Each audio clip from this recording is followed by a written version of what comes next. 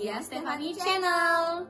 Ya, hari ini kita akan membahas mengenai sulit tidur atau biasa disebut insomnia. Jadi insomnia itu adalah suatu keadaan di mana kita itu sulit untuk memulai tidur, sulit mempertahankan tidur, dan juga kita bisa terbangun lebih cepat dari biasanya. Ya, jadi sehingga ketika ketiga hal tersebut terjadi, maka kita akan mendapatkan kualitas tidur yang buruk. Jadi sehingga kedepannya hal itu akan mengganggu kesehatan tubuh kita. Selanjutnya kita akan bahas tentang penyebab dari sulit tidur itu sendiri. Yang pertama, karena adanya stres atau kekhawatiran. Dan stres dan kekhawatiran ini bisa memacu seseorang mengalami gangguan tidur atau kesulitan untuk tidur.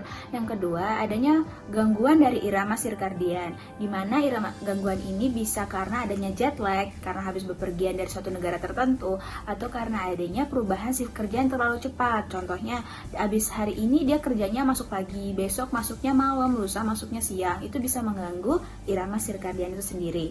Yang ketiga, adanya pola bangun tidur yang kacau. Contohnya dia tidak tidur dan tidak bangun di waktu yang sama tiap harinya.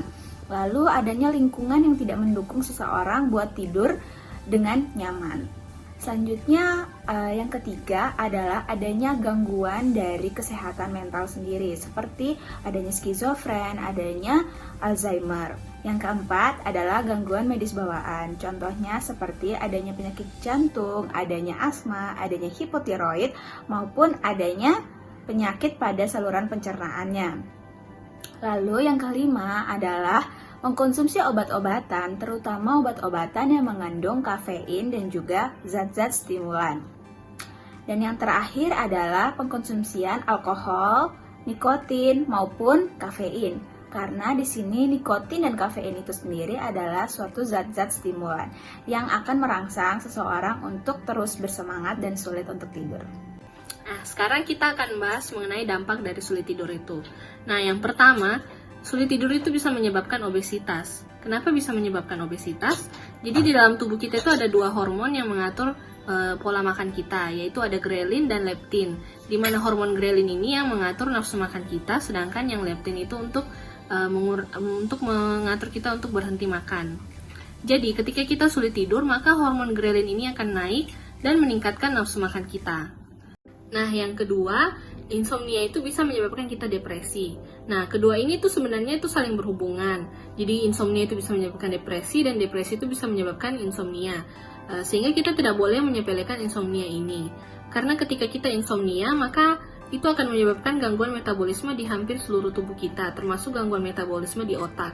Nah, sehingga itu bisa menyebabkan gangguan psikologis. Yang ketiga, insomnia itu bisa menyebabkan serangan jantung. Nah, kenapa bisa? Karena ketika kita sulit tidur, maka itu akan mengganggu irama hormonal pada tubuh kita, sehingga bisa membuat kita untuk lebih beresiko mengalami serangan jantung. Yang keempat, jadi insomnia itu juga bisa mengganggu regenerasi dari sel-sel otak kita. Nah, sehingga itu bisa menyebabkan terjadi penuaan diri. Misalnya kita bisa terjadi memory loss. Nah, yang kelima, ketika kita sulit tidur itu akan mengganggu dari regenerasi sel-sel otak kita, sehingga tubuh akan sulit untuk menangkal radikal bebas. Ketika tubuh tidak bisa menangkal radikal bebas, maka itu akan menyebabkan kita bisa mengalami penurunan daya ingat, daya konsentrasi, kemudian daya tahan tubuh kita juga akan menurun. Ya, jadi yang pertama, hindari konsumsi kafein ya teman-teman. Contoh kafein itu misalnya seperti kopi, minuman bersoda, coklat, mulai di sore hari sampai sebelum menjelang tidur.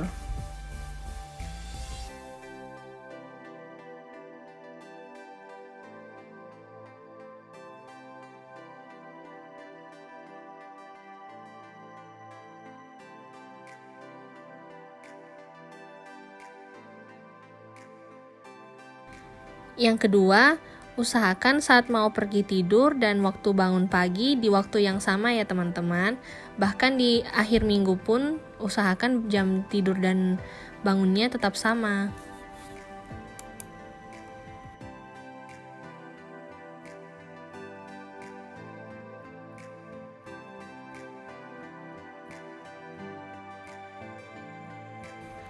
Nah, yang ketiga, pastikan tempat tidur kalian itu sudah sesuai untuk tidur. Jadi misalnya ruangannya dijadikan gelap, kemudian di suasana yang diam, nyaman, dan dingin. Kalau perlu dinginnya itu yang suhu 23 derajat ya teman-teman. Kemudian selain itu bisa diiringi dengan rutin yang bisa teman-teman lakukan.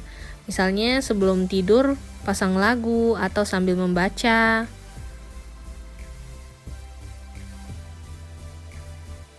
Nah, yang keempat, kalau mau tidur siang jangan terlalu lama ya teman-teman, maksimal 30 menit dalam sehari.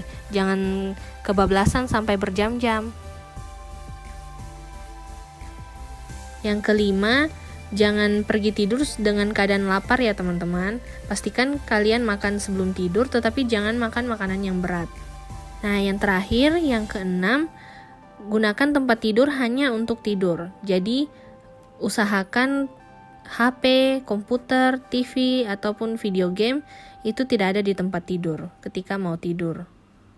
Jadi sekian dulu video dari kami. Semoga video dari kami dapat memberikan manfaat bagi kita semua. Jangan lupa subscribe, like, dan komen di bawah sini. Bye-bye. See you on our next video.